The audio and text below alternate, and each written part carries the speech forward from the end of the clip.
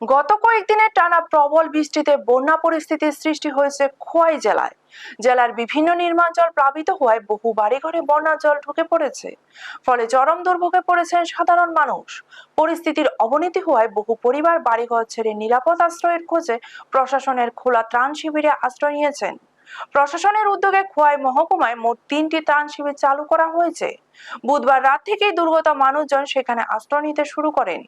হরকুমার অঙ্গনারী কেন্দ্রে 20টি পরিবারের মোট 80 জন, দশরথ দেব মেমোরিয়াল কলেজে 25টি পরিবারের 93 জন এবং খোয়াই সরকারি দ্বাদশ শ্রেণী বিদ্যালয়ের 43টি পরিবারের মোট 165 জন আশ্রয় নিয়েছেন। 3টি শিবির মিলিয়ে মোট 88টি পরিবারের 329 জন বর্তমানে অবস্থান করছেন। প্রশাসনের পক্ষ থেকে জানানো হয়েছে, জেলার বন্যা পরিস্থিতির উপর সার্বক্ষণিক নজর রাখা হচ্ছে। প্রয়োজনে আরো ত্রাণ ও উদ্ধার ব্যবস্থা জোরদার করা হবে বলেও জানানো হয়েছে।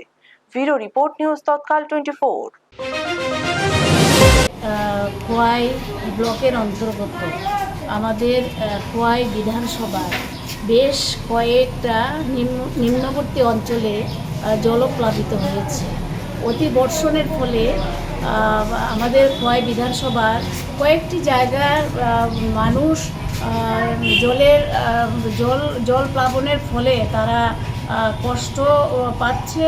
আমাদের যারা সরকারি লোক বা আমাদের জনপ্রতিনিধি যারা ওনারা তাদেরকে রেস্কিউ করে বিভিন্ন জায়গায় শিবির করে দেওয়া হয়েছে। সেই শিবিরগুলিতে ওনারা আশ্রয় নিয়েছেন। শিশু থেকে শুরু করে বৃদ্ধ পরিবারের সবাই আশ্রয় নিয়েছেন। এখানটায় আমি তিনটি জায়গায় ভিজিট করেছি। অর্থাৎ ভিজিট করার মানে এটা হচ্ছে যে সরকার তাদেরকে তাদের সেই বিপদের সময় এই সরকার আমরা কতটুকু তাদের কাছে আমরা সাহায্য পৌঁছাতে পেরেছি।